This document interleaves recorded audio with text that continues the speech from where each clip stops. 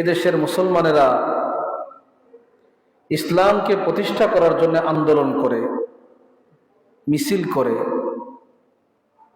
কিন্তু নিজের জীবনে ইসলামকে আনতে অপারগতা প্রকাশ করে। সংসদে ইসলামকে প্রতিষ্ঠা করার জন্য যারা আন্দোলন করে, পরিবারে ইসলামকে কায়েম করতে তারাই কৃপণতা করে। নবীর শানে কেউ গুস্তাখি করলে, নবীর মহাব্বতে আশেকে রসুল মিছিল করে, আন্দোলন করে, কিন্তু সেই আশেকে রসুল নবীর সুন্নতগুলোকে একে একে জলাঞ্জলি দেয়, একে একে প্রত্যেকটা সুন্নত থেকে নিজেকে বঞ্চিত করে। এটা যেমন আফসোস পরিতাপের বিষয়, ঠিক তেমনি লক্ষণীয় যে আমি একজন মানুষ, আমার জীবনে আমি ইসলামকে শতভাগ প্রতিষ্ঠা করতে পারি। পশ্চিমারা যারা স্বাধীনতার বিশ্বাসী, ব্যক্তি স্বাধীনতার গান গায়, আওয়াজ তোলে, তাদের দৃষ্টিতেও এটা দূষণীয় নয়। আমি একজন মুসলমান, আমি কোন পোশাক পরবো সেই স্বাধীনতা আমার আছে। সুতরাং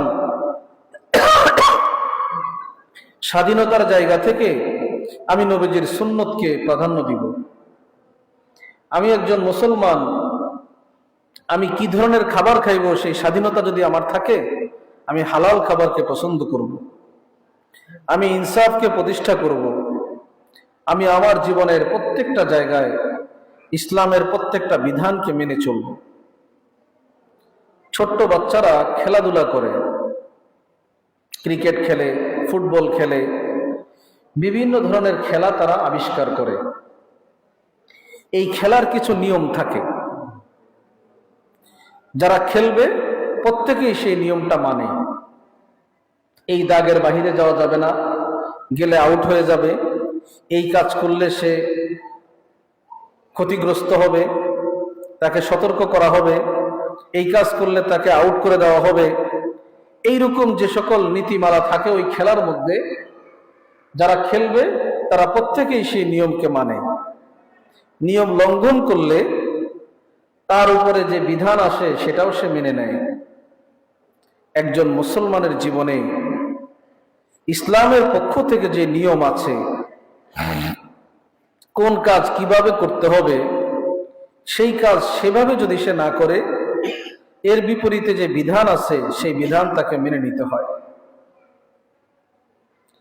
আমি আমার ইচ্ছা মতে ফজরের নামাজকে 3 রাকাত পড়তে পারবো না, আমি জোহরের নামাজকে 2 রাকাত পড়তে পারবো না, জুমার নামাজ 2 রাকাত, এটাকে আমরা 4 রাকাত পড়তে পারবো না। ইসলামের যে বিধান আছে, নামাজ কত রাকাত, কোন সময়ে পড়তে হবে, কিভাবে পড়তে হবে, নামাজের আগে ওযু করতে হবে, এইরকম প্রত্যেকটা বিধান মেনে আমরা নামাজ পড়ি। নামাজের আগে পবিত্রতা অর্জন করা, পবিত্র কাপড় পরিধান করা, পবিত্র স্থান নির্বাচন করা, ওযু করা, তাকবীরে তাহরিমা আল্লাহু আকবার বলা, রুকু করা, সিজদা করা, আসসালামু আলাইকুম ওয়া রাহমাতুল্লাহ বলে সালাম ফেরানো, এই পুরো বিধানটাকে যে সুন্দরভাবে পালন করলো, সে নামাজটাকে আদায় করলো। কেউ যদি তার বিপরীত করে,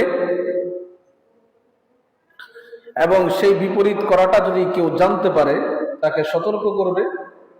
যদি সে অস্বীকার করে, তাহলে এমন ব্যক্তির ব্যাপারে সবাই কি মন্তব্য করবে?